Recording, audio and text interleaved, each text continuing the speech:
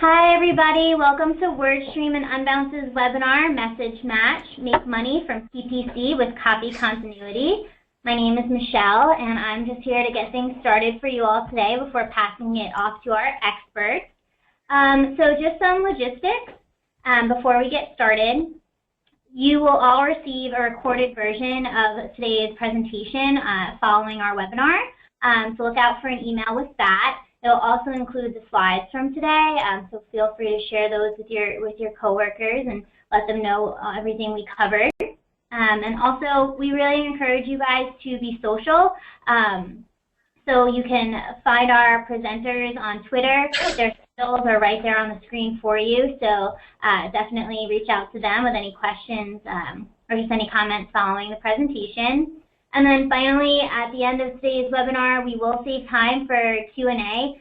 So don't be shy, submit those questions whenever throughout the presentation, and we'll be sure to save some time for those at the end.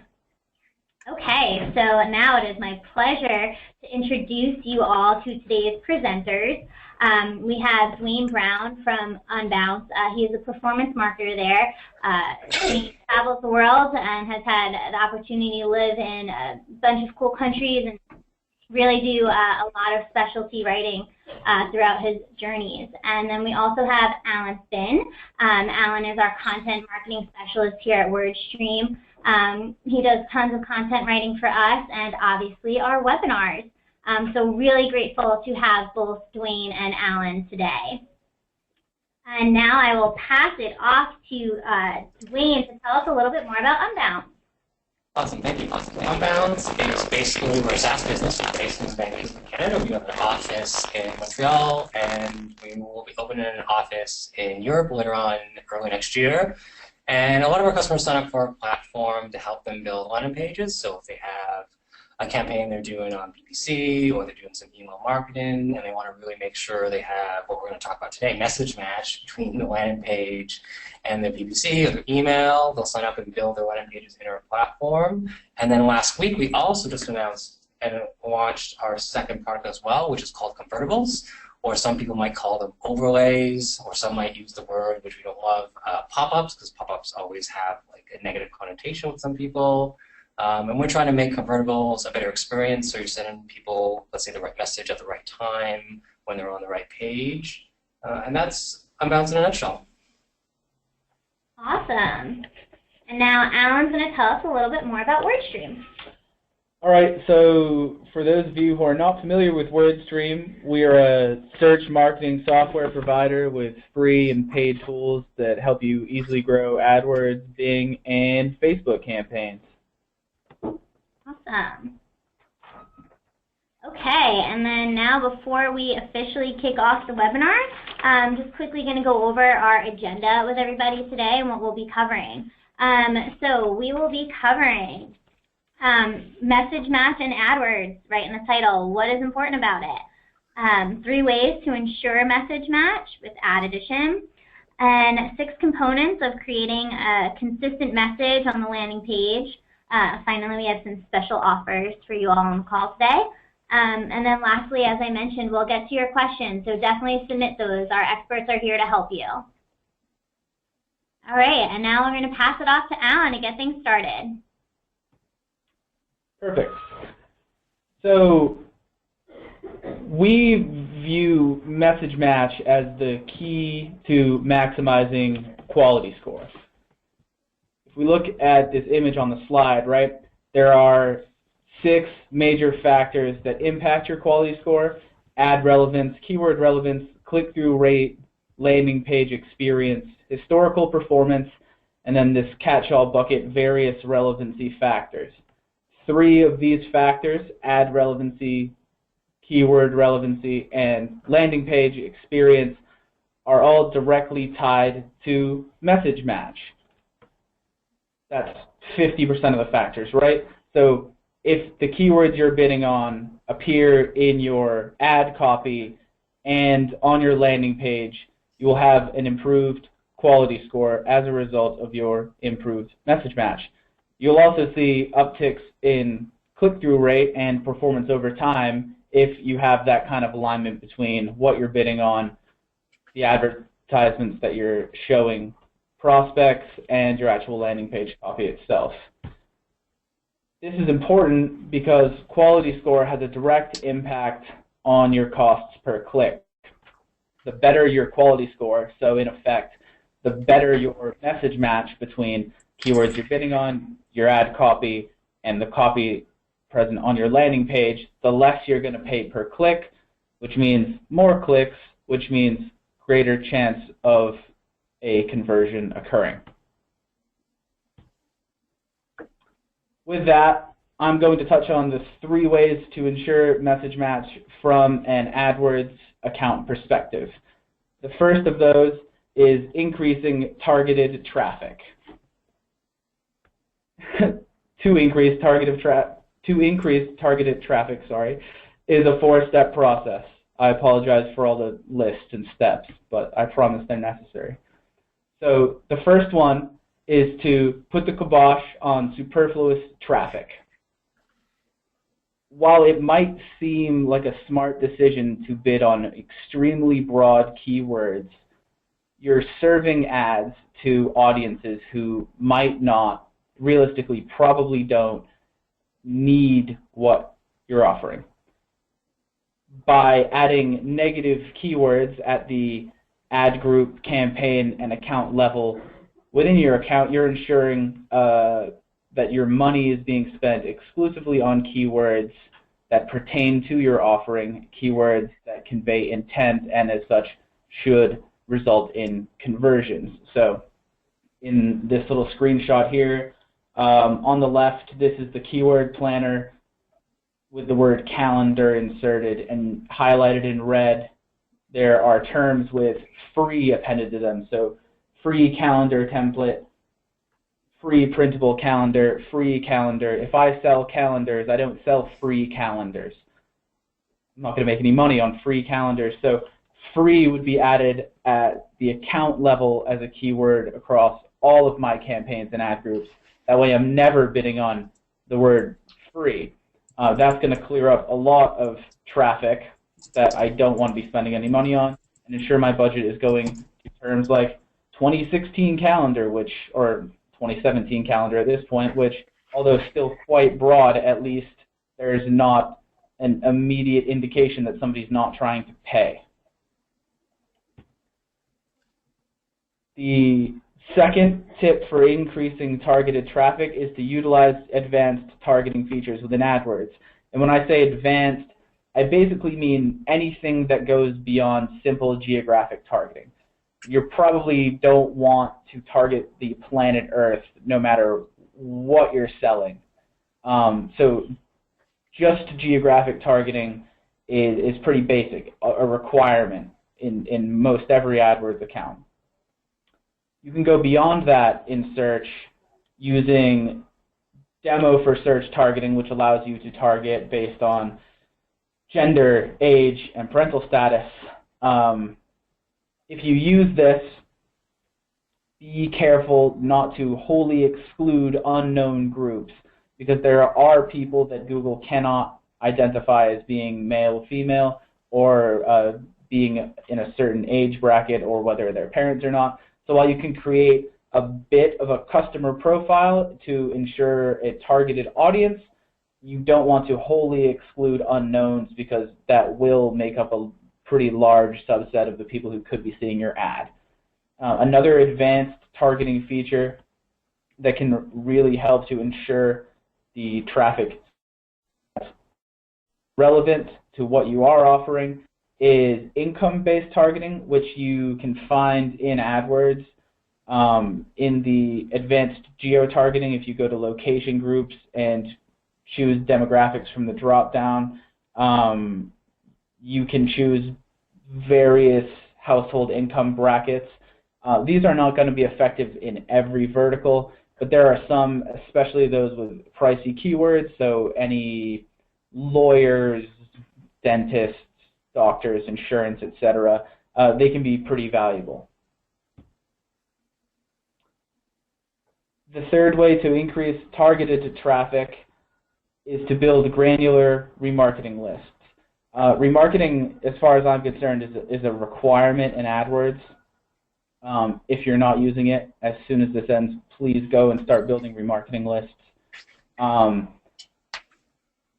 lot of the time when people get started, they'll have an all-site visitors list, and they'll make a few lists based on time. So people who visit within 10, 30, 60, 90, 120, 180 days, and so on. While that's useful, you're not going to be able to show those really large audiences particularly relevant ad creative. So this is where targeting and message match really overlap. By making granular lists, so not just person who visited my website, person who visited specific page for a specific amount of time during specific time period, and layering them, you can show that person or those people highly relevant ad creative, hopefully ensuring that they come back to your website and convert. As an example of this, at WordStream, for our remarketing, we have lists based on time, so 30, 60, 90, etc. Then we also have lists of people who identify as advertisers or as agencies. And what we do is, because our ad creative won't be the same for an agency as it would for an individual advertiser, we have overlaid ad groups of agency visitors in the last 30 days, then advertiser visitors in the last 30 days, and then finally a catch-all 30-day visitors in which we exclude the agency and advertiser groups to show a top-of-funnel offering. That way we can hopefully bring those people back to the site, find out more information about them, and then work them further down the remarketing funnel with some more relevant information once we have a bit of a profile. Finally, our last tip for increasing targeted traffic is to reframe the display network. A lot of people will look at the display network as like a digital billboard, basically. So while it can be a useful tool for smattering your brand across like 2 million websites, there's a way to use it more effectively. So targeting methods like managed placements or Gmail ads instead of just using keyword targeting can ensure that your ads are showing up on relevant websites. If you look at this picture on the right, there's like a review of like perfume and perfume ads to the right of it. So these are people who probably selected this as a managed placement, and their ad is highly relevant. The message match between their ad and somebody else's website is really good. It kind of looks organic, even if the word advertisement wasn't floating above its head. So this is just another way that you can use the display network to create more relevant traffic. So if you're going to take one thing away from this first section, it's to stay on target. The second of the 3 ways to ensure message match in AdWords is to align your account structure and your funnel.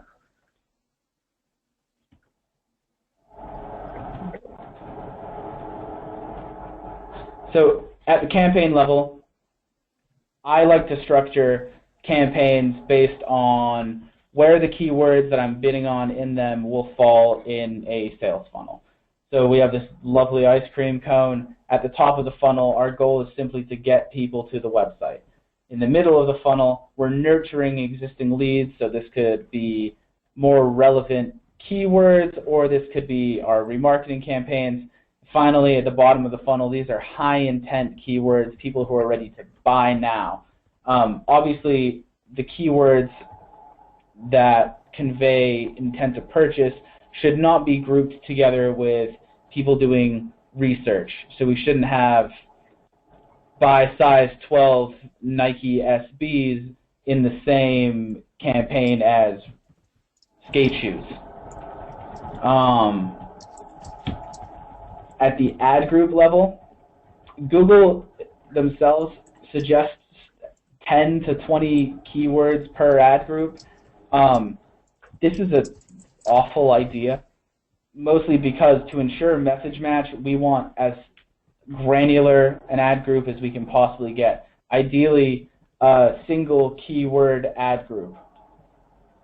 So if we're bidding on dry erase markers, we want dry erase marker in broad match modified, phrase, and exact match as a single ad group. We want the phrase dry erase marker in our ad copy, hopefully in a few different places.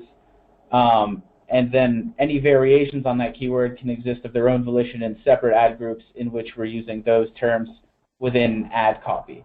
While this does have the potential to make your account a bit unwieldy, you have more control over where your money is going, and ultimately the goal of every advertiser is conversion. This will lead to more conversions. We'll talk about ads in just a couple of minutes. So finally, at the keyword level, which I touched on before, we want to align landing page copy and ad copy with the keywords that are being bid on at various points in our sales funnel. By considering intent before making any adjustments to bids, you can get an idea of the kind of thing we should be offering on a landing page at the different points in the funnel. So for somebody bidding on very tertiary terms, things that indicate pure research and no real intent to buy, here those are the informational terms in this middle section. We're probably not sending them to a landing page that says, gives them the opportunity to buy now, right? We're sending them to a landing page that will give them a white paper or allow them to sign up for a webinar, something that shows like we can answer your questions, and down the road we are somebody you want to pay for services or product. So ensuring that not only your actual copy aligns, but that your offering aligns to the intent of the searcher from the keyword level to the landing page copy level is integral. The last thing from me in terms of message match and AdWords is to avoid Frankenstein extended text ads. Basically, standard text ads will be dead as of January 31st, 2017. For all intents and purposes, you should start rotating them out of your account. You should have already started, but you should be replacing them with new expanded text ads. Here, just if you're currently unfamiliar, is the difference between the two. So before, where we had a 25-character single headline, two 35-character description lines, and a display URL, we now have two 30-character headlines, one 80-character description line, and a dynamically imported final URL that we can add two 15-character path fields to. So 47% increase in space in paid search ads should mean ample opportunity for message match to occur between our ad copy and our landing page copy. Unfortunately, what we're seeing at this point is a lot of advertisers, us included out of the gate, were sandwiching old ads together, stitching their top performers, and thinking, this is all I need to do to have a great expanded text ad. That doesn't really work, so you should view them as an opportunity to try something completely new, to leverage the space that you now have to better parallel what's on your landing page and put together a more compelling offer for your prospects. On the screen right now is a more visual representation of the anatomy of an expanded text ad. So at the top we have two headlines. At the bottom in gray we have that description line, and then in green is the URL path, or is the final URL. The two chunks at the end are the paths that we can customize. So just looking at this, there are ample opportunities for us to include keywords, which will improve quality score, and use some of the longer headlines that may have previously appeared on a landing page that were too big to fit into a text ad. There's now plenty of space for us to try to incorporate those, if not permanently, at least on a testing basis. So I'm going to run through each of the components of expanded text ads and a little tip as to how you can enhance, improve message match. So headline number one, the first thing you see in the red box, basically here you want to use keywords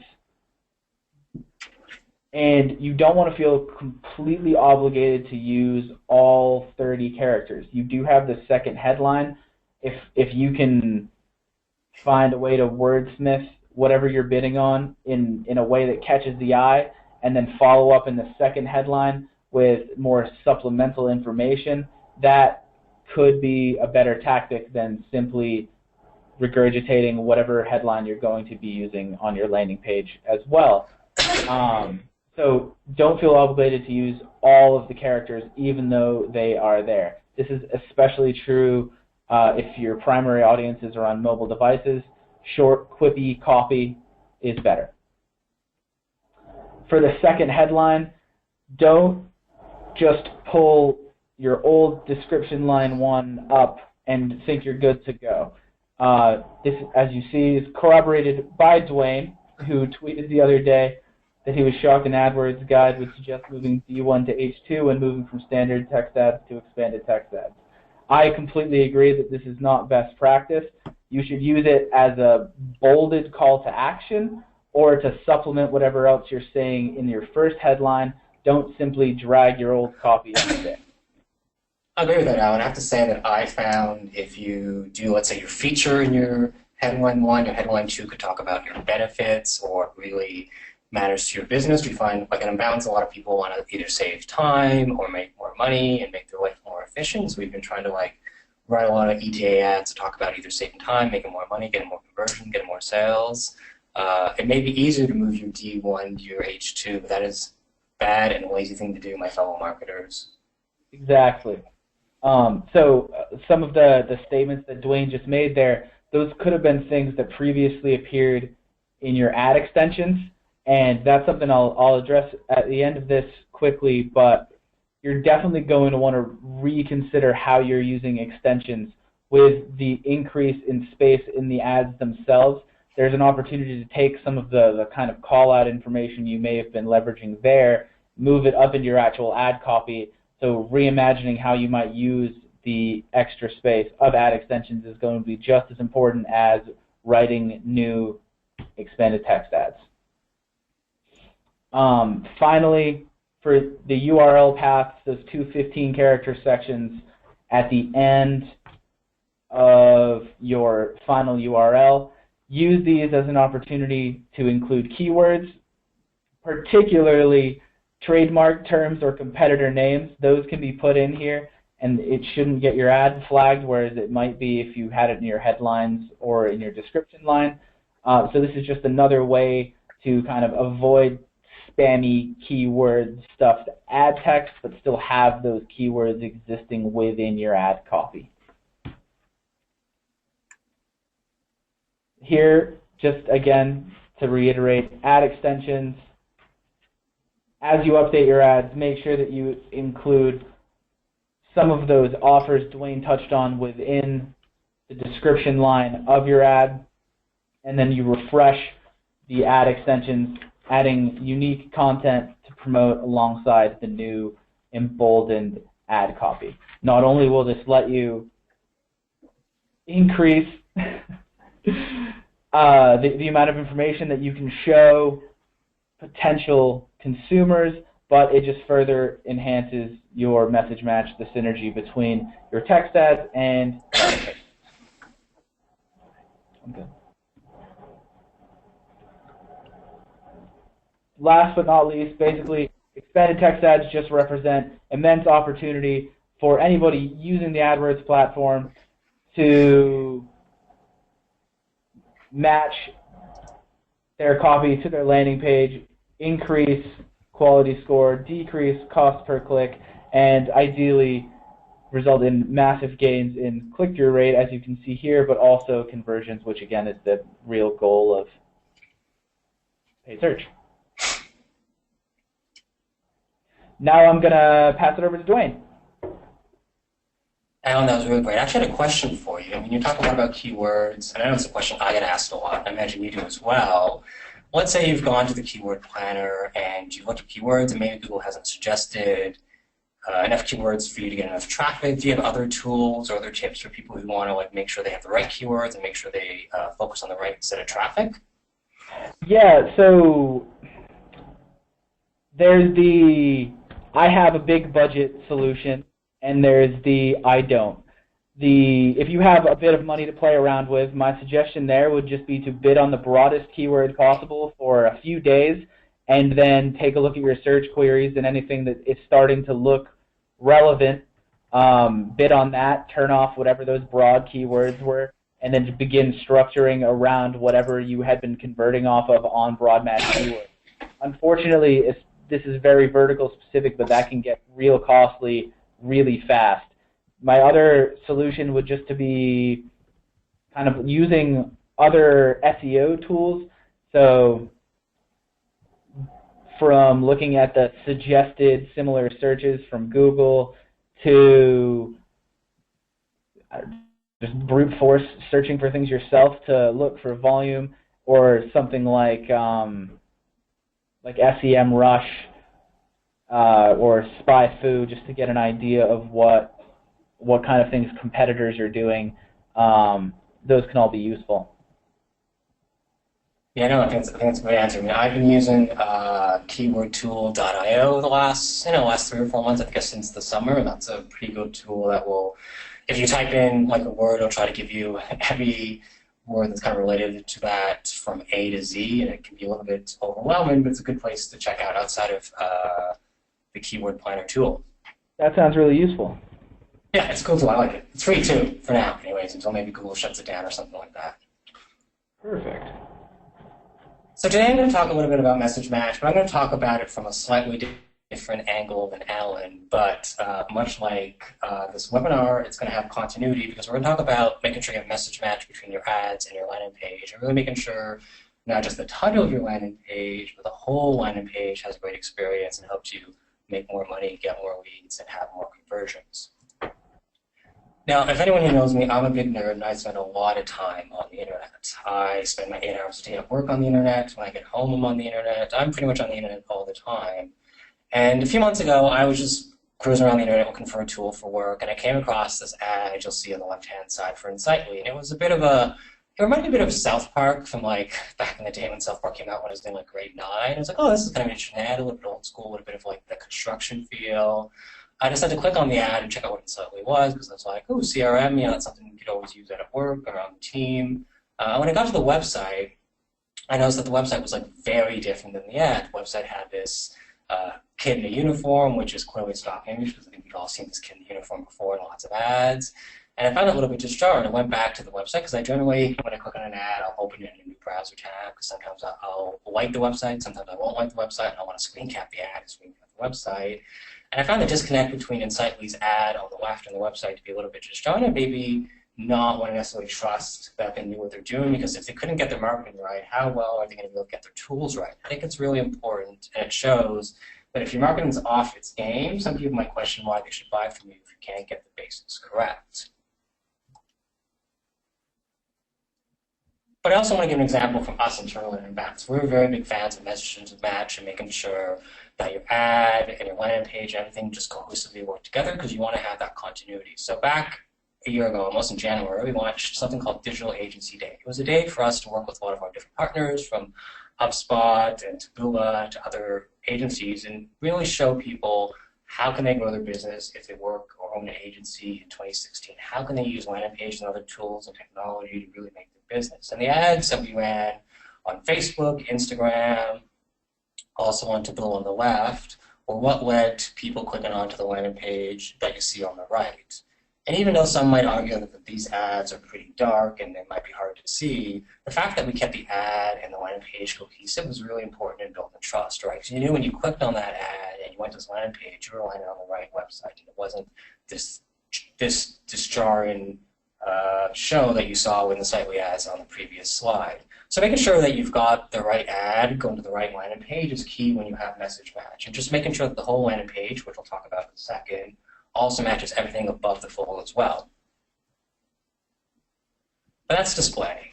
And I think Alan talked a lot about message match between your ad and your landing page, and he talked a lot about having the right title in your ads, having the right title on the landing page. And I think one other way that we talked about when we were prepping this webinar is other ways you could look at using your ads to kind of build message match between your ads and your landing page. But sometimes maybe your title isn't good enough. Maybe you need to have either your H2 description line, or you need to have your description line have text that you can put in your landing page as well. A good example of Unbounce is sometimes we run lots of campaigns that don't warrant each page and each campaign having their own landing page. And so we thought, why don't we create ads, which you'll see on the left-hand side, that have text we can pull into our landing page for subpoints, whether it's create a high-converting landing page or A/B test and optimize your landing page. And you'll see what the subsections of these bullet points on the landing page on the right. A lot of those subsections you'll see on the ads on the left, and I think that's another way for you to create message match. If you've got, let's say, lots of ad groups or lots of campaigns where there's not enough traffic to justify its own landing page, but you want to try and create a system where there's message match between the ads and the landing page, making sure the subsection of the landing page bullet points match up with the ads is a great way to do that. Now I want to talk about 6 points, I think, to a landing page, because I've been to a lot of landing pages in the last couple of years at Unbounce where I hit the landing page, it looks really great. I'm like, oh, this is a nice headline. It makes sense, whether it's like buy a shaving kit or buy this tool, buy this technology. But as I read more and more of this landing page, I find that sometimes there's a bit of a disconnect between what the title said and what the rest of the copy is. It's almost like someone spent all day working on the title of that landing page and then kind of, took the afternoon off after they had lunch and entered food coma and kind of missed the mark on the rest of the landing page. And I don't think that's something you want to do, because even though you may excite someone and get them really jazzed about coming to your website and buying your product or your service or attending a webinar or downloading an ebook, if you have a great title but then you fall short on the rest of your landing page, you're not going to sell the person and convince them to click on your CTA regardless of what you're offering, outside of the fact that maybe if you offer them free money, they'd probably click on it anyways. Now, there are 6 points to a landing page. I want to go through each of those because I think they're all important to making a cohesive landing page. And one thing I don't talk about, but I want to say early on, is a lot of times people ask, should we have a long landing page? Should we have a short landing page? And I don't think it really matters whether your landing page is long or whether it's short. What matters is that the page conveys the message that you want. It convinces someone to buy from you. And whether that takes a 2-page landing page that's really long, or it takes a really short landing page, then that's all that you need to make it happen. The first point, I think, to really making sure you have a great landing page is having a USP, right? A unique selling proposition or a unique selling point.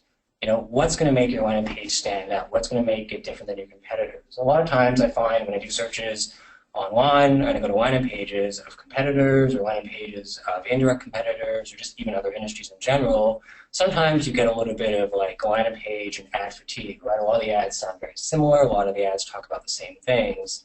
And I think you need to figure out what makes your event or what makes your product or what makes your service really unique and make sure you put your stamp on that. Because even though it's very different than what your competitors are doing, if you want to stand out in the crowd and from your ad to your landing page, you need something that's very unique. Right? So for Digital Agency Day, we found that talking about using analytics to drive more conversions, we talked about looking at ways to get higher revenue and higher retainers, because we knew a lot of our agencies wanted to not only use our tool, but other tools to find ways to make more money, right? That's the job of anyone who runs an agency, is to get more clients and grow their business. So instead of having just a generic event that's geared to everyone, let's make an event just geared towards agency people. Let's talk to them about the things they care about, which i.e. is grow their business. That's going to really make them want to click on our ads and sign up for our event. The other thing which I talked about a little bit when I talked about Insightly, I think is really having a great hero shot, really having an image that captures what you're trying to get across and the message you're trying to get across. In the Insightly example, we had the stock image of the kid on the website, and we had the ad that was a construction character, right? And there was that mismatch. For us, for Digital Agency Day, we chose a video on the top of our hero shot, which is something you can do, but we could have simply had a picture of an event, which is what we have here. And so making sure that you have an image that conveys what you're trying to get across is really important. And for us, it's all about helping agencies grow. It's all about making sure they can network, find ways to get more clients, use more tools. And as we often say, the right picture is truly worth 1,000 words, and you want to make sure you make the right first impression. Now, this is an important point here because I want to talk about fab. And even though I think everyone who's attending this webinar is really fab, I'm not talking about being fabulous, I'm talking about features and benefits. Now, me and Alan discussed this a little bit earlier when we talked about the ads and the idea that your H2 could be about where you talk about your benefits and your H1 where you talk about your features. And I think that also carries over to your landing page, right? If you've got this great title, captivated people, you've got this great hero shot, now you got to figure out, do these people really want to join your event or join your webinar or buy your product? And having the features and benefits that describe what's in it for them is really important. You know, your benefits really help describe what problem you're trying to solve. So for us, we're trying to solve the problem of you want to grow more in 2016 or 2017 more than you did the year before. And what your features really tell your potential customers, you know, is this course for them? Is this product for them? You want something that stands out and makes it worthwhile for them to want to sign up for. Yeah, generally, we try to keep a lot of bullet points to 3 to 5 in Unbounce. You know, we look at this landing page here for Digital Agency Day, and you'll see that we kept to 5 bullet points, but we had a few more paragraphs there because we wanted to really make sure people understood who this event was for, and it wasn't for, let's say, the account coordinator. It wasn't necessarily maybe for an account manager. It's more for people in the account director, SVP, higher up in the agencies versus just anyone who works at an agency. So make sure your features and benefits really convey the problem you're going to solve, who you're going after, and how you're going to make their lives easier. And if you do that and sync it up with your headline, you're going to create a compelling landing page that people really want to continue reading. Now this one, social proof, is obviously the idea that you either use partners or awards or use people who've mentioned you on Twitter to show why people should trust your brand if you're a newer startup. But sometimes, if you're a newer startup, you don't always have those options. And sometimes you can't use social proof. Or can you? I think sometimes you can if you've got a few customers who have used your product in the past, or let's say you used to work somewhere and you just started your own company. Using your referrals and people who know you and say that this person or this company is a great idea and I really love it is a great way to social proof. You basically want to use anything that's a third party to show that people who come to your landing page can trust this event or this webinar or this product and should give it a try.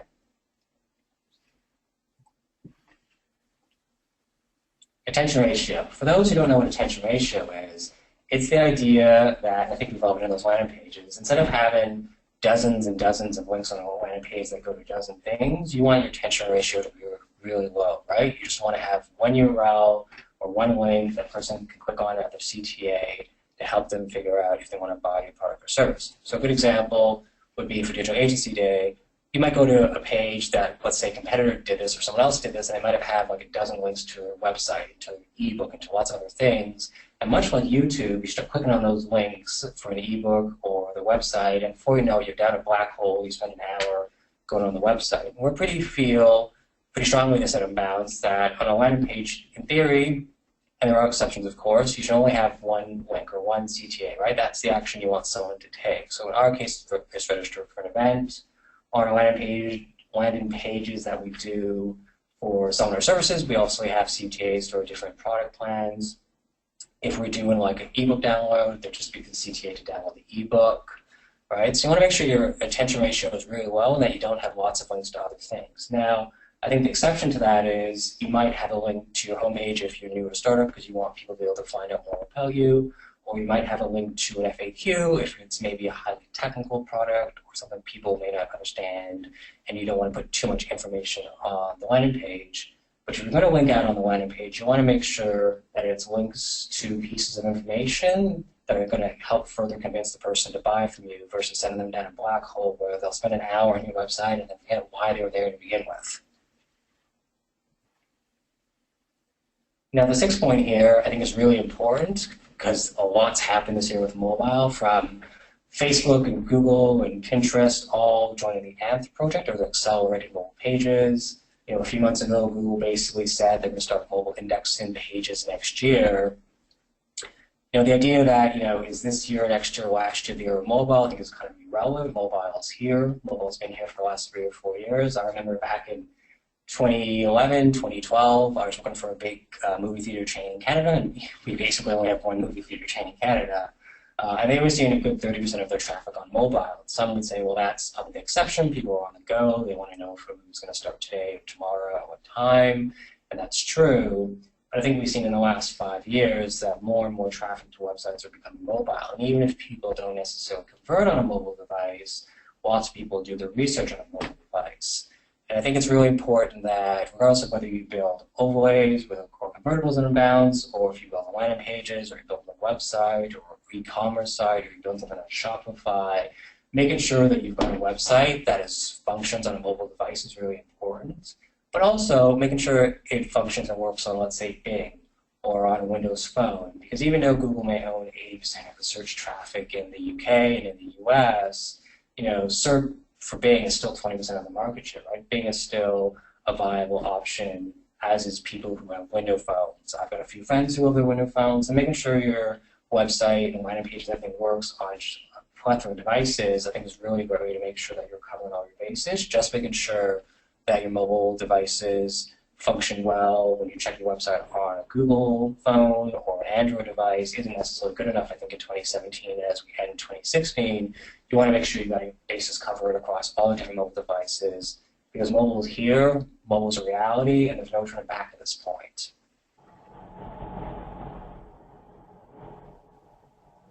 So something I mentioned earlier is Google's mobile indexing. For those who don't know, Google basically announced in the summer that they are going to start mobile indexing and giving somewhat preferential treatment to mobile pages. They still said, obviously, if you don't have a mobile website, they'll still show desktop. But I know lots of people who are starting to do searches, and if they see an AMP, which is accelerated mobile pages, in a search result, they're more likely to click on that link because that link is going to load a lot faster. So I don't think it's just so much you should make sure that you've got a mobile website. You need to make sure you've got a mobile website that's actually optimized. A couple good points I think to keep in mind is if you have, let's say, a .m website, which I don't really know many websites that have a .m website anymore, you want to make sure that .m website is verified in Google Console. You want to start with your key pages if for some reason you haven't really been looking at mobile the last couple of years in your business. Maybe you're at a larger organization that takes a long time to push through change. And you just want to make sure that content on your mobile web page is as identical as it is onto your desktop, because if Google starts indexing your website and starts showing the mobile pages more, and you're missing key pieces of information, that could be a way you lose out on key business as we move into 2017 and as we move into the future of search.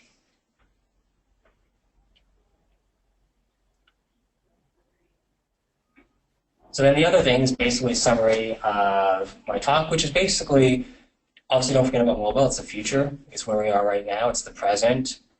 But you also want to make sure that your title matches your entire landing page and that your whole landing page is consistent and cohesive experience, and keep your message consistent from your keyword to your ad, your banner, to your landing page. But I think the most important thing you want to think about is at the end of the day, every click outside of bot traffic is a human, and you want to remember why is someone coming to this page, what are they trying to solve, and try to think like your customers. And often, if you can, go talk to your customers and find out why they click on the ads, why they're coming to your website, what problems that they're trying to solve, right? The more empathy I think we can have for our customers, regardless of whether it's B2B or B2C, and help them figure out why they're coming to your website, the easier it is for us to sell our products and services and make more money. It's not often that a lot of people and a lot of startups or companies in general will go out and talk to the customers, but I often find when I'm at a conference, I learn more talking to a customer or an agency partner in 10 minutes than I could if I sent out an email on MailChimp and asked for them to fill out a survey. Even though that is the easier thing to do, it's a lot better to talk to your customers in person as much as you can, because clicks are human, and the more empathetic we can be as marketers, the better off we are as marketers.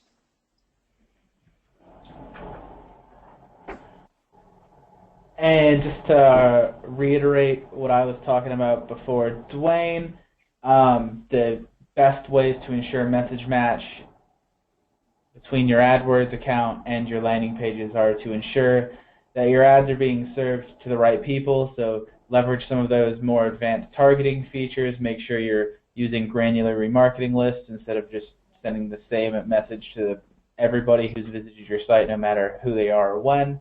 align your account structure with your sales funnel and make sure that your copy and your offering match up accordingly. And finally, don't just stitch together your old text ads and call them expanded text ads. Take some real time. Think about how you can use the additional 47% space in your ad copy and drive more conversions. Make more money. Awesome. Well, Dwayne and Alan, that was wonderful. So much content for all of our callers today. Before we get into these special offers, I just want to remind everybody that we will have some time for questions right after this, so definitely submit those for Dwayne and Alan. And those special offers that we were talking about, so if any of the things that Dwayne and Alan were talking about seem like you could use a little bit more help with them, a little help with PPC specifically, WordStream has you covered. So you can choose from any of these special offers here. A free live demo of our WordStream Advisor software helps you learn how to manage your PPC account in just 20 minutes a week. Or maybe a one-on-one AdWords assessment with one of our certified Google AdWords consultants. Or neither, you're all set, you don't need any help with your PPC. So go ahead and select those, and we'll start to get into some of the questions that came in. So one guest that we have on the webinar today has a special situation. They're looking for recommendations for keywords if there are two completely different products with similar names. So this person works for a software company, and there's tires that have a similar name to one of their software products, but obviously are for a completely different industry. Any advice for them? Account level negative keywords to negate anything tire related, anything automobile related, anything that isn't software related, basically to ensure that you're not spending any money on searchers who are looking for tires for their car instead of whatever your software does. Yeah, that'd be pretty much my same advice. When I was living in the UK, in London, we had a shoe client, and so we had to negate a lot of like car brands because they sold vans, the sneakers, and they didn't want to show up for people who were looking to like rent a van and rent a truck and stuff like that. And as much as well, if Google, there are times where they'll show you for things that you don't want to get shown for. So I would say add lots of negatives, and also just talk to customers, find out how they search for the product. And you might find out there's other keywords you maybe didn't think about or didn't know about that you could potentially use as well. Exactly. Awesome. And Dwayne, we just had a request. Can you just quickly review once again what it is that Unbounce does? Yeah, sure. So we are a SaaS business, and all customers sign up for an account and they can build landing pages. So if let's say you work for a tech startup and you're trying to sell like machine learning, you can sign up for an account, you can build landing pages on our platform that get pushed out to your domain, and then you can use those landing pages to send PPC traffic to or send email marketing traffic to. And because you can build landing pages really quickly on our platform, you can test different landing pages, different offers, different messaging, and try to find out what your customers actually want and what's going to make them convert, whether it's a lead or to become a customer or to download an ebook. Gotcha. Awesome. Thank you. And one more question here. Someone is looking for some advice on how to use all keywords in ad copy. I don't think you use all the keywords in the ad copy. Generally, at least for me, and Alan, you may be different than this, and that's totally cool, right? I try not to put more than like one or two keywords from a shared list of keywords in my ad copy. If I've been on like lots of keywords around like overlays, which I currently am, I might pick what I think is the dominant keyword in that list. So let's say overlay app versus exit overlay, and feature that in my ad copy, because usually my keywords are grouped by like intent or by interest. Mm-hmm. Yeah, definitely. This would kind of relate to those single keyword ad groups. Basically, you're going to limit your ability to match your ad copy to your landing page copy if you have too many different keywords in an individual ad group. So I think Dwayne's paralleling this. Your best bet would be to break those individual keywords into separate ad groups and then utilize them in ad copy of their own volition instead of trying to cram everything in at once. Yeah, I generally try not to have more than, like, I'd say 8 to 12 keywords at most in an ad group. Sometimes there are exceptions to that, but I definitely try to keep it around the dozen mark or less because I want, like, really tightly themed ad groups of keywords that are closely related. Definitely. Great, awesome. Well, that just about does it for today's webinar. Thank you again to Alan and Dwayne. Super insightful information for everybody that was on today's presentation. And all of you who are on the line, definitely look out for the email with the recording of the presentation.